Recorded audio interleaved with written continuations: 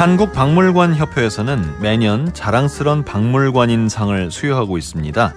박물관과 미술관 발전에 공헌한 분들에게 감사의 마음을 담아 헌정하는 상인데요. 올해 수상자 중에는 한국 민화의 보고 역할을 수행하고 계시는 가회 민화박물관의 윤열수 관장님도 있습니다. 자, 오늘은 윤열수 관장님 모시고 민화 그리고 가회 민화박물관 얘기 나눠보겠습니다. 관장님 어서 오세요. 안녕하세요. 가회 민화박물관장 윤열수입니다. 네, 반갑습니다.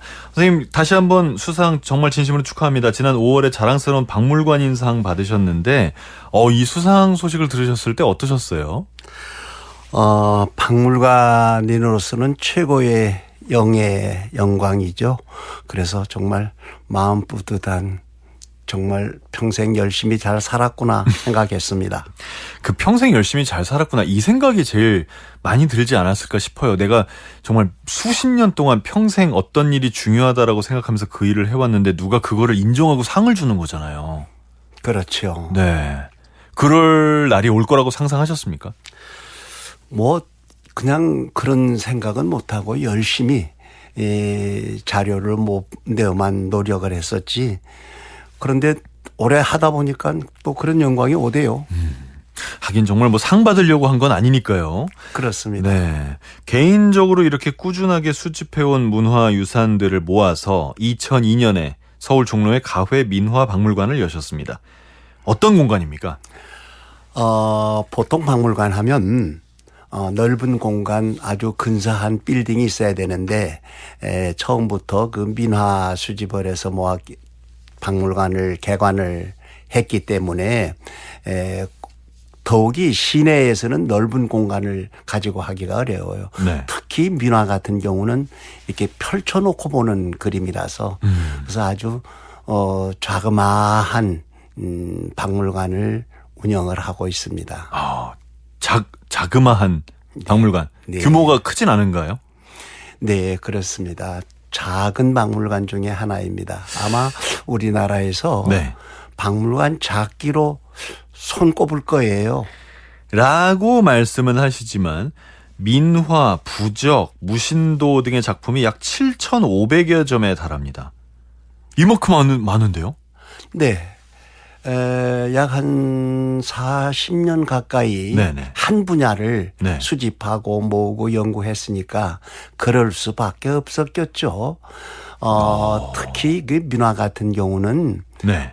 요즘은 아주 그 세계적인 자랑거리가 되었습니다마는 그것 한 20년, 30년 전만 하더라도 그렇게 많은 사람들한테 대접받지 못하고 작가연대, 계보, 알 수 없는 엿장수들이나 가지고 다니는 그림이라고 생각했었기 때문에. 정말요? 그래서 그냥 푸대접을 많이 받았죠. 그렇지만 요즘은 아주 세상이 많이 바뀌었습니다. 아마 우리나라에서 외국 전시를 가장 많이 하고 있는 분야가 아마 민화 분야라고 생각을 하고 있습니다. 그만큼 우리나라만의 어떤 독특한 느낌이 살아있는 거지 않습니까? 그렇죠. 그래서 외국 모든 문화가 그렇습니다만은 네. 외국 학자들이 네. 외국 사람들이 한국 문화를 접하면서 가장 쉽고 편안하고 네. 한국적인 특성을 가진 것이 민화라고 보는 거죠. 보자마자 이해도 되고. 그렇죠. 예. 그다음에 그게 일본이나 중국 이 동남아에서는 볼 수 없는 아주 독특한 매력적인 그림이 바로 민화였거든요. 그래서 그렇게 갑자기 외국인들이 많이 좋아하는 과정에서 이렇게 유명해진 것 같습니다. 그 부적이 좀 궁금합니다. 제가 이렇게 보니까 부적도 870여 점이 있다고. 네, 하시더라고요. 아마 지금 기록상으로는 우리 네. 박물관이 가장 많은 양을 컬렉션하고 있는데요. 보통 부족하면 빨간 미신적인 그런 것도 많아요. 약간 노란 종이에. 네, 노란 종이에 빨간 경명주사라고 하는 돌가루로 쓰는 약간 좀 근데 그것도 부적이지만 네. 뭔가를 사람의 삶에서 지켜주고 막아주는 그런 것들이 다 부적에 속해요. 그래서 벽사적인 신앙 관계를 다 합쳐서 부족인데 그러다 보니까 사실은 그 글씨 파자를 가지고 하는 부적보다는 그림으로 만들어진 부적들이 많은 형편입니다. 오, 저는 이런 건 하나도 못 봤는데 그림으로 만들어진 부적들이 있군요. 그러면 그렇죠. 어떤 그림인가요? 뭐 토끼, 뭐 사자 이런 그림인가요? 그렇죠. 사자는 그런데 아니겠구나. 네. 사자는 우리 문화 속에 잘 나오질 않고요. 네네. 예를 들면 대문에 네. 옛날에 용하고 호랑이를 그려 붙였었어요. 예. 그래서 요즘은 용호를 써붙였죠. 네. 민속촌에 가시면 네네네. 그게 부적이죠. 결국 용은 집 안에 네. 오복을 불러들이는 역할을 했었고 보랑이는 집안에 들어오는 모든 귀신, 잡기, 나쁜 것을 들어오지 못하도록 막아주는 게 부적과 같은 역할이었죠. 아, 이렇게 이걸 다 부적으로 볼 수 있는 거군요. 그렇죠. 네. 그래서 또 한국 사람들은 특히 3년마다 삼재가 들어오고 3년 내에 나가고 들삼재, 날삼재 이때마다 글씨 부적도 있지만 네. 그림 부적이 많아요. 그래서 민화와 아주 절대적인 관계를 가지고 있었기 때문에 민화를 모으면서 네. 부적과 관계된 것들을 많이 모을 기회가 있었던 것입니다. 그럼 부적을 보면서도 굉장히 뭐랄까 새로운 느낌? 이런 거 처음 봤다 이런 느낌을 받을 것 같습니다. 그렇죠. 지금 말씀하신 그림 부적도 전 굉장히 재밌는데요. 이제 용하고 호랑이라고 하니까 이런 거 있을 수 있겠다 싶어요. 근데 저는 하나만 더 여쭤보고 싶은 게 우리가 상상도 못한 그림이 있는 부적도 있나요? 많이 있습니다. 어떤 게 있나요, 대표적으로? 아마 그 기린이라는 부적이 있는데요. 기린이요? 예. 목이 긴 기린이 아니고 그죠. 네. 상상력에 예. 그러니까 용도 상상력이죠. 예. 마찬가지로 용처럼 기린, 봉황 이런 것들이 있는데 대부분 보면 벽사적인 역할을 하면서 그러면서 뭔가 행복을 불러들이는 지켜주는 그런 역할들을 하고 있거든요. 우리 역사 속에서 보면 그런 그 그림들이 꽤 있었습니다. 대문에다가 뭐 신장 같은 그림을 붙여놓는다든가. 신장. 그러니까 우리 문화가 불교적인 영향과 도교적인 영향을 받으면서 문화가 튀어나가잖아요. 예. 그런 과정에서 사실은 지금은 없어진 그런 그림들이 많이 있어요. 있겠죠, 네. 쉽게 말씀드리면 부엌에는 해태를 붙여요. 해태도 그렇습니까? 상상의 동물이죠. 상상의 동물이죠. 왜냐하면 불을 나지 못하게. 그다음에 광문에는 개 그림을 그려 붙였어요. 이건 지키는 겁니다. 잘 지켜줘야 되겠죠. 또 대문과 중문 사이에는 닭을 그려 붙였어요. 네. 닭이 울어야 날이 새니까 아. 귀신을 쫓겼죠. 그다음에 호랑이를 대문에다 붙이는 그래서 개견사호라는 게 조선시대에는 그게 일반화되었던 건데 그게 민화 그림들이었고 지금 부적과 관계된 것이 굉장히 궁금하신 모양인데요. 네, 너무 재밌어요. 네. 그런 내용들이 다 부적과 같은 역할을 했던 거죠. 그럼 이것도 그림이니까 뭐 시대에 따라서나 아니면 지역에 따라서나 뭐 그림의 양식이나 쓰는 재료나 이런 게 좀 다릅니까? 반드시 다르죠. 그렇습니까? 그래서 문화박물관이 필요했던 겁니다. 가보고 싶게 만들어지는데요. 가면 이렇게 딱 해설이 돼 있겠죠. 이건 어느 시대에 뭐 이렇게. 그래서 그런 것을 연구하고 네네. 조사하고 하는 박물관이 바로 민속박물관과 민속박물관과 민화는 절대적인 관계가 있죠. 네. 그래서 민화를 많이 수집하다 보면 지금 궁금해 하시는 뭔가 지켜주고 막아주고 그러면서 출세하고 돈 많이 벌고 네.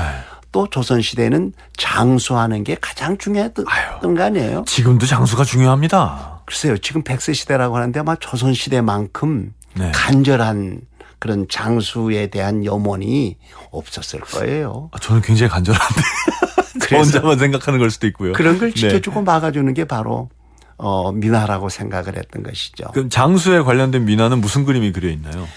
보통 십장생이라는 그림을 십장생. 가장 많이 썼는데 거북이 뭐 이렇게. 예, 그게 어떻게 되는 거냐면 해, 네. 구름, 소나무, 대나무, 학, 사슴, 불로초, 거북, 물, 바위까지예요. 근데 그게 보면은 중국 십장생하고 한국 십장생하고 달라요. 네. 그러니까 이게 어떤 가장 한국적인, 가장 우리 문화적인 토착 신앙을 눈으로 볼 수 있게 그려진 그림들이 바로 민화였겠죠. 제일 가까이에 있었을 테니까요. 삶에서. 그렇죠. 그러니까 부적이나 말로 하면 그게 일반화되지 않았을 거란 말씀이죠. 그러나 그 눈으로 보면은 쉽게 이해가 되겠죠.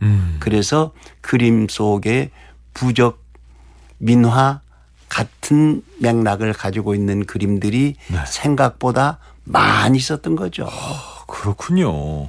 아니, 민화부터 부적까지 지금은 이제 뭐 멋있게 박물관에 진열을 하셨으니까 좀 보관이 좀 편해지셨겠습니다만 개인적으로 수집을 하신 거지 않습니까? 네. 이거 엄청 어려웠을 것 같습니다. 뭘 어디서 어떻게 수집을 하셨나요? 그러니까 부적 같은 경우는 네. 수집하기가 참 쉬웠어요. 쉽다고요? 나는 어떻게 그 시골 아주 지리산 꼴짝 시골 출신이라서 예. 어려서부터 그 시골의 아주 그 정치를 완벽하게 가지고 자랐는데 네. 이무 1960년대 고등학교 때 부적을 수집했었어요. 고등학생 때부터요? 고등학생들이 부적을 수집한다고 그러면 사람들이 다 웃었죠. 예, 일단 너 뭐하냐? 뭐 이런 생각이었을 것 같습니다. 조금 이상한 사람으로 바뀌었죠. 예. 그 그림으로 된 부적, 특히 삼재부 같은 경우는 매와 호랑이를 가지고 그 삼재부적을 만들어요. 그러나 그런 삼재부적은 지금처럼 의학이 발달되지 못했기 때문에 네. 절대적으로 믿었던 거예요. 그래서 대문에다가 그림을 붙이기도 했고 네. 그러다가 시대가 변하면서 민속촌에 가서 보시면 용호라고 써붙였잖아요. 예. 그러다가 어느 날 보니까 대문에 복복자를 써붙였어요. 네. 그게 돈 많이 벌란 뜻이죠. 이것도 거꾸로 놓지 않습니까? 그러니까 시대적인 네. 문화를 이 거꾸로 복복자를 붙이는 것은 주로 중국식입니다. 이게 중국식인가요? 정초에 보통 그 중국집에를 가면 복복자를 까꿀로 붙여놨습니다. 네네네. 그 다음에 천장에 달기도 해요. 네네네. 쭉 망국기처럼 엮어서. 네. 그건 복이 한번 들어오면 도망가지 못하게 까꿀로 달아놓은 거예요. 그런데 한국 사람들은 절대 까꿀로 달지 않습니다. 그렇군요. 문화가 다른 거죠. 제가 중국집에서 봤나 보군요. 아니죠. 한국에도 그 영향을 미치죠. 그리고 정초에 그 돈나무 이런 게 중국집 가면 작은 화분에 뭉쳐져 있어요. 예. 그런데 우리는 정초가 되면 입춘대기를 붙이지 그렇게 뭐 복복자를 까꿀로 붙인다든가 그러니까 기층 문화, 소위 서민 문화, 민족 문화들의 그 기틀을 보면 완벽하게 달라요. 중국과 한국, 일본이. 이게 민화에서 또 부적에서 굉장히 크게 확실하게 구별할 수 있는 게 민화예요. 그렇겠군요. 그러면 수집할 때는 뭐 군대에서도 동료들이 도와줬다 그러는데 이건 무슨 얘기인가요? 어떻게 그런 얘기까지. 저희가 철저히 조사했습니다. 인사장교를 하면서 휴가 보낼 때 전방에서는 반드시 신고를 하고 그다음에 이렇게 잘못된 일이 없도록 잘 타일러서 보냅니다. 그죠. 인사장교를 했기 때문에 그리고 반드시 끝에 집에 부적 붙어 있는 건 다 떼어놓으라. 정말로요? 1970년대는 말을 잘 들었어요. 예. 그때는 국사 선생님이 네. 국사 선생님 숙제가 뭔지 아세요? 국사 선생님의 숙제요? 아, 모르겠습니다. 역사 선생님. 네네네. 그러면 뭐 동전, 엽전 예. 수집하기, 와당 수집하기. 아, 그런 걸 숙제로 방학 내줘. 숙제가 그런 거였었어요. 아, 그래요? 그리고 그걸 다 선생님들이 가지게 돼요. 예. 저도 부적 수집을 그렇게 해서 덕을 많이 봤습니다. 오, 와, 그랬군요. 아, 그럼 이렇게 이제 민족 유산을 수집을 하신 거잖아요. 네. 그러면 이제 처음에는 이게 수집이라는 게 그럴 것 같습니다. 처음에는 뭐 하나만 나와도 신기하죠. 그렇죠. 뭐 아무리 평범한 거여도 다 신기하고 재밌죠. 근데 이제 수집을 많이 하다 보면 이거는 나 이미 한 10개 있는데 이렇게 되지 않습니까? 그럴 땐 점점 희한한 게 나오면 또 쾌감이 있지 않습니까? 그래서 이렇게 유산 수집하다가 정말 희한한 게 나와서 짜릿했던 그런 경험도 있으실 것 같은데요. 많죠. 네. 정말 얘기해 주고 싶은 게 아마 네. 이 방송을 들으시고 그 담당자가 좀 연락이 됐으면 좋겠습니다. 그 18세기 시대로 보이는 연대가 올라가는 그러니까 약간 200년 이상 전에 예. 그려진 예. 금강산 그림을 그러니까 어느 그 대덕 큰 스님이 선화로 그린 그림이었는데 액자 2개를 충청도 충주에서 발견을 했어요. 예. 그래서 그 액자 2개를 보자마자 저는 그걸 알아봤습니다. 정말 연대가 올라가고 아주 귀한 금강산 그림, 추상화 같은 금강산 그림이었는데 2개를 샀어요, 액자를. 이건 보통 그림이 아닐 것이다. 이건 뭐 저만 아는 비밀이었겠죠. 알아보신 거네요. 예, 그래서 그 액자를 샀더니 예. 돈을 지불한 다음에 사실은 이게 옛날 병풍 뒤에서 나온 건데 이 2장이 또 있었다. 그럼 내가 사겠다. 예. 그랬더니 서울에 있다. 그럼 연락해다오. 그래서 무려 그걸 수소문해서 찾는 게 1년이 걸려요. 우와, 네네네. 그래서 2장을 찾았어요. 네. 그랬더니 이 표구사 주인 아저씨 사실 2장 또 있었는데 그건 부산 사람이 사갔다. 아이고. 그건 정말 시간이 오래 걸렸습니다. 그래서 그것은 약 한 2년 반, 약 4년 동안에 6폭 병풍을 찾아냈어요. 아니, 부산 사람이 산 건 왜 오래 걸렸어요? 안 판다고 했나요? 첫째는 그 사람도 그걸 알기 때문에 안 팔고. 이 가치를 아는 사람이었군요. 그렇죠. 네. 서울서도 그랬고. 네네네. 그러니까 그것을 설득시키는데 그렇게 시간이 걸렸고. 아하. 지금은 이 방송을 들으시고 우리 박물관에 오시면 그것을 한 자리에 모아놓은 것을 볼 수가 있습니다. 결국은 다 사셨습니까? 그렇죠. 네. 제가 아끼는 콜렉션 아주 그 민화에서 네. 정말 명작 명품으로 남을 만한 그림이었는데 그것이 2폭씩 가지고 있었기 때문에 서로 몰랐던 것이죠. 그러나 이것을 이제 합쳐서 병풍을 만들었더니 정말 아주 모든 사람들이 그 눈이 거기 시선 집중이 돼요.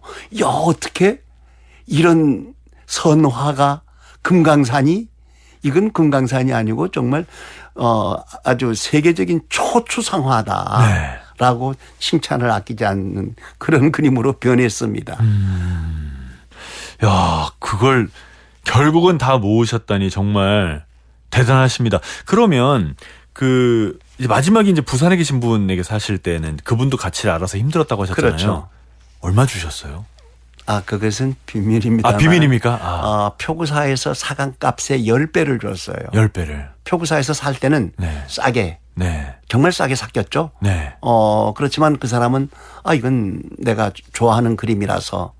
그런데 다행히 이제 그 이해를 해 주셨어요. 그러니까요. 이걸 다 모을 수가 있게 되었다. 그래서 6폭을 원래는 아직도 2폭을 못 찾고 있습니다. 원래 8폭입니까? 예. 그런데 그 표구사 주인도 아마 그 상태가 나빠서 그것은 누군가가 가지고 있을 거라고만 얘기를 하지 그 행방을 찾을 수가 없어요. 참 이런 게 아쉽고 그렇습니다. 이게 한 자리에 모여 있고 누군가가 잘 관리를 하면 이게 오래 갈 수 있거든요. 그래서 참 네. 아깝습니다. 저희 지금 문자가 많이 들어오고 있어요. 홍명숙님께서 윤열수 관장님 반갑습니다. 유하님께서 윤열수 관장님 가회 민화 아카데미에서 공부한 게 너무 좋았어요. 라고 하셨고요. 섬섬옥수님이 고 조자룡 선생이 민화 수집에 대가셨는데 교분이 있었는지 궁금하구먼요. 라고 하셨습니다. 교분이 있으셨습니까? 제가 지금 나이가 좀 들었습니다. 1973년 네. 6월 달에 조자룡 선생님 박물관에서 10년을 근무를 했어요. 그러셨군요. 근데 그 조자룡 선생님 같은 경우는 우리나라의 유학 비자 1호 1947년에 유학을 가요. 네. 미국에.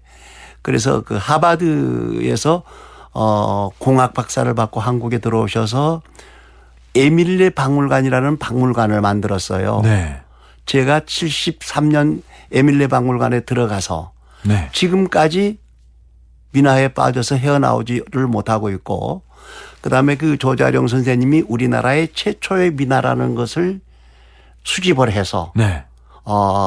특히 외국의 아까 제가 잠깐 지금 외국 사람들이 오히려 한국 사람들보다 더 민화를 소중하게 생각하고 잘 알고 있다고 말씀을 드렸는데 그게 조자룡 선생님은 이무 1970년대 중반쯤 되면 한국 민화를 가지고 전 세계를 돌아요.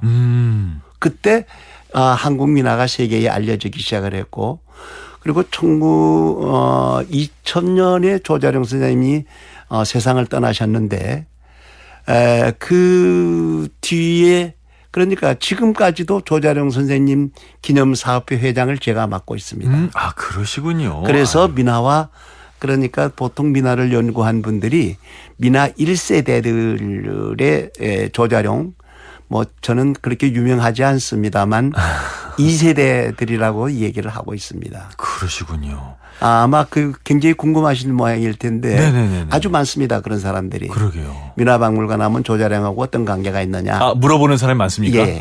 네. 그러게요. 우리나라의 최초의 박물관, 민화박물관이었고 그것을 알아본 사람들이 없었으니까. 그런데 다행히 제가 평생 동안을 외길 민화만 바라보고 지금 조자룡 선생님의 그 의지 뜻을 받들어서 그래서 재단을 만들어서 현재까지도 운영을 하고 있습니다. 훌륭하십니다. 이렇게 재단을 만들고 또 가회 민화 박물관이 2002년에 문을 열었으니까 여기에 방문하는 사람들이 꽤 많잖아요. 공부하는 사람들도 많고. 이게 민화, 선생님께서 평생 동안 모아오신 그 작품들을 막 집중해서 보고 있는 그런 관람객들을 보면 어떤 생각이 드시나요? 참 좋은 인연들이 많이 있었습니다. 예를 들어서 금강산 같은 경우는 1만 2천 봉을 8폭 병풍에 그리면 사실은 그게 지도일 거 아니에요. 거의 그렇게 되겠죠. 그런데 우리가 금강산을 가지 못해요. 그리운 금강산입니다. 네. 평풍을 보고 오늘은 마하연에서 자고 오늘은 만물상을 보고 어디 가서 어떻게 볼 것이며 해금강으로 빠져서 어떻게 평풍을 보고 금강산 여행을 해요. 네. 이런 그 관람객들을 볼 때는 정말 아주 마음 뿌듯합니다. 내가 정말 한국 전통 문화에 무언가 작은 일을 성취를 했다고 생각을 하고 있습니다. 네. 작은 일이라뇨. 엄청 큰 일을 해내신 거죠. 자, 그럼 여러분 민화가 떠오를 만한 음악을 한 곡 들으시고 계속해서 얘기 이어가겠습니다. 안숙선 명창의 소리입니다. 수군가 중에 토끼 잡아들이는 대목.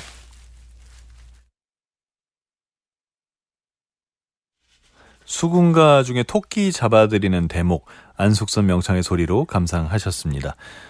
네.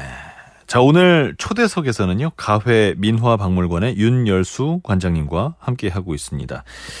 가회 민화박물관 소개를 쭉 들어보고 있는데, 여러 수집품 중에서도 이제 가장 많은, 아까 저 작품 수로 얘기하면 3,600여 점이 민화입니다. 박물관 이름도 민화가 들어가 있고요. 선생님, 저 관장님께서도 가장 오랜 시간 연구해 오신 게 민화이기도 하고요. 민화를 뭐라고 정의할 수 있을까요? 글쎄요, 우리 전통 문화의 네. 꽃이다. 전통 문화의 꽃. 한마디로 그렇게들 얘기를 하고 있습니다. 남들이. 네. 근데 그도 그럴 것이 아마 국악은 소리를 들어야 되지 않습니까? 네. 그다음에 그게 처음에 원전은 대부분 옛날 서적이나 역사에서 나오죠. 그렇지만 민화는 그것을 그림으로 그려놨기 때문에 사실은 그림을 평풍을 하나 보는데 5분 10분이면 그림을 보고 이해할 수 있는 거죠. 네.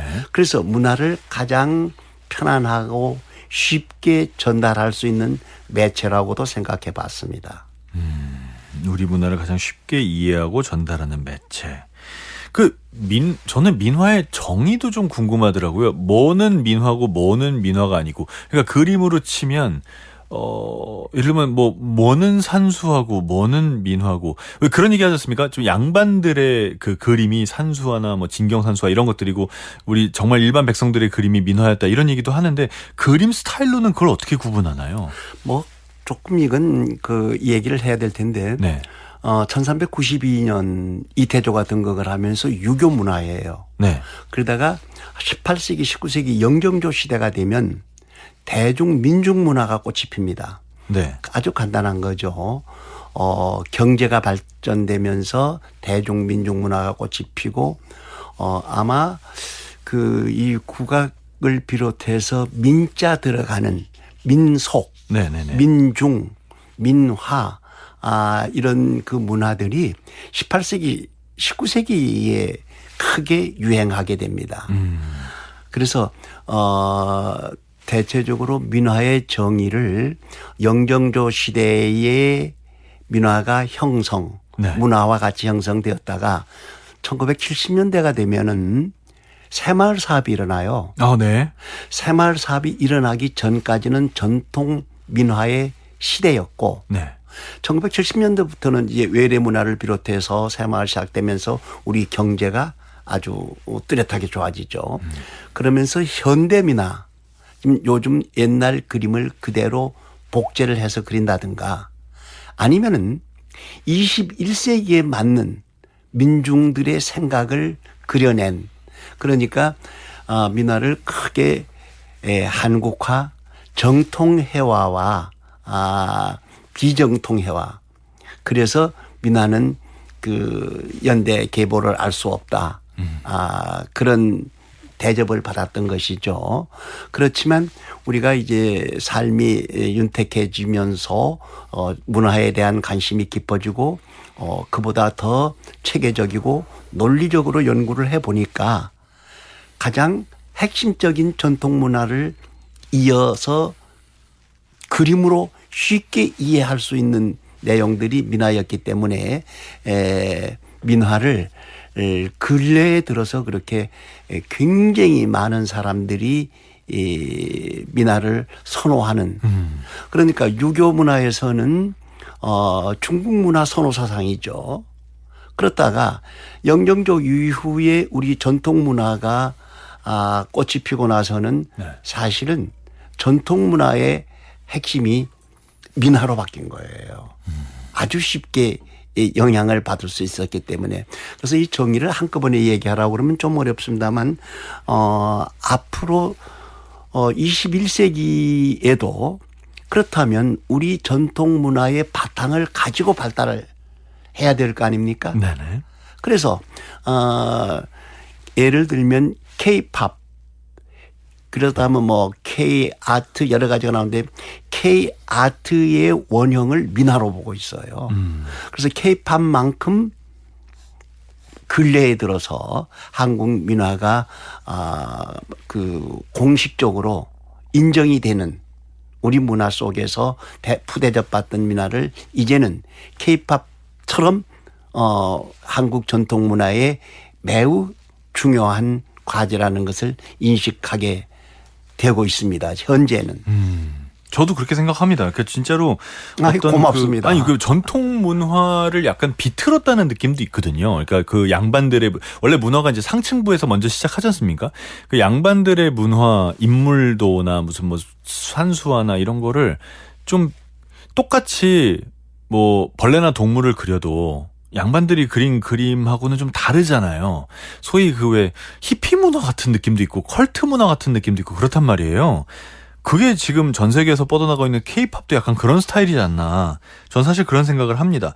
그 민화 같은 경우에는 뭔가 이렇게 그린 사람이 불분명할 때도 많고 그래서 시대도 좀 불분명할 때도 많아서 이게 뭐 어떤 흐름이 있는 건지를 알기가 좀 어려웠는데 관장님께서 민화의 개념도 정립하고 또 무명 작가의 계보도 추적하고 이렇게 민화를 연구하는 어떤 기틀을 마련하셨어요. 네. 어디서부터 시작하신 건가요? 그러니까 교과서에 네. 대학 입시에 작가 연대 계보를 알 수 없는 그림을 미나라고 한다. 미나라는 용어 자체부터를 일본 야나기라는 학자가 만들었어요. 그래서 굉장히 그 어떤 혼란기에 빠져 있었는데 한국 미술사에서 이 민화를 재점검하는 과정에서 모든 그림은 작가가 있었을 거 아닙니까? 있죠. 그것을 아예 없다고 생각을 했던 거죠.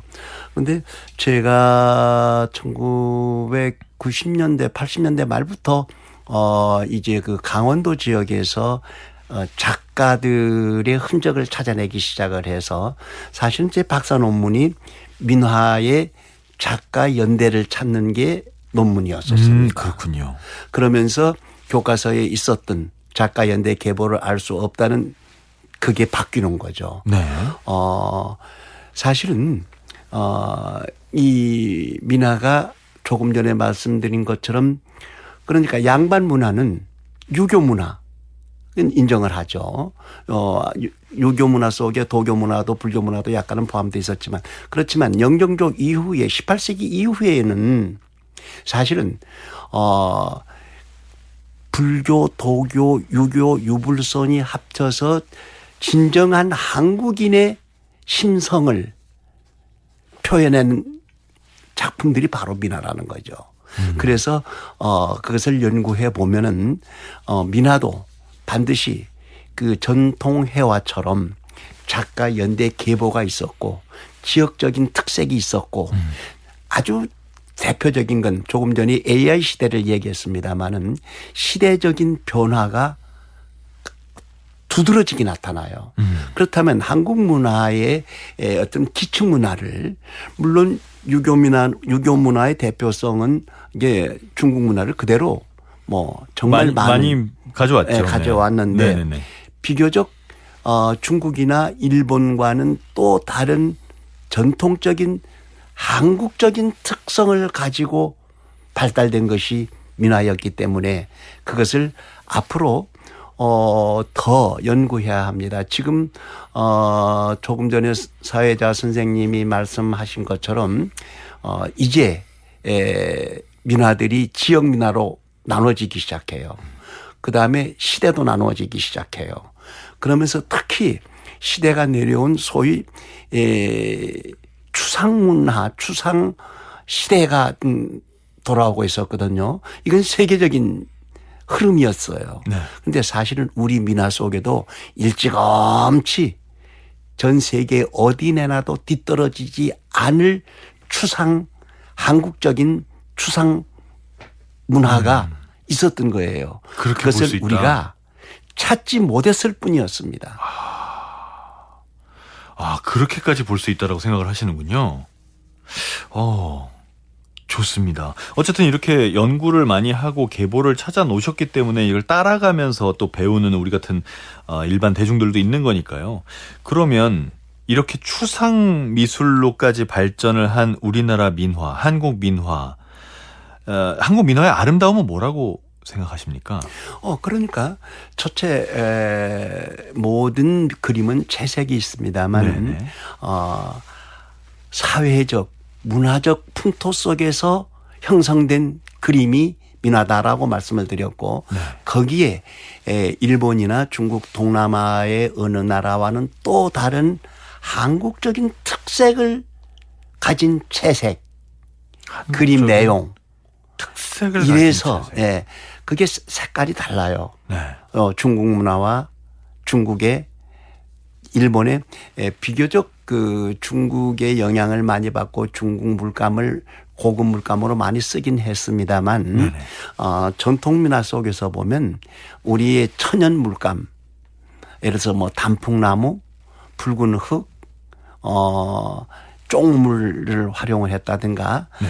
여러 가지 그러니까 고급 양반 문화일수록 중국의 영향을 많이 받게 되고 그 색이나 물감에서도 예, 물감, 바탕, 그리는 바탕, 네. 붓, 뭐 아주 깊이 들어가면 상당히 뭐 복잡해집니다만 그렇지만 크게 넓은 의미에서 이렇게 들여다보면은 한국적인 특색이 가장 많이 완벽하게 묻어 있는 게 민중이죠.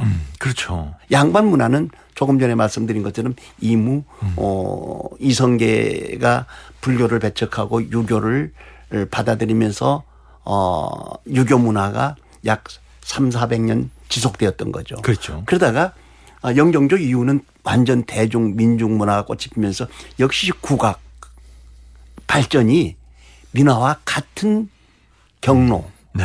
같은 맥락에서 이해를 하시면 좋을 것 같습니다. 계속 반복해서 말씀하시는 부분이 그 지배층들은 이 귀족층들은 양반층 중국에서 뭘 배워와서 그걸 제일로 쳤고 그걸 더 따라하고 더 잘하려고 노력했다면 중국에서 뭘 배운 게 전혀 없는 일반 대중의 예술인 민화야말로 진짜 우리나라의 예술이라고 볼 수 있다는 거 아닙니까?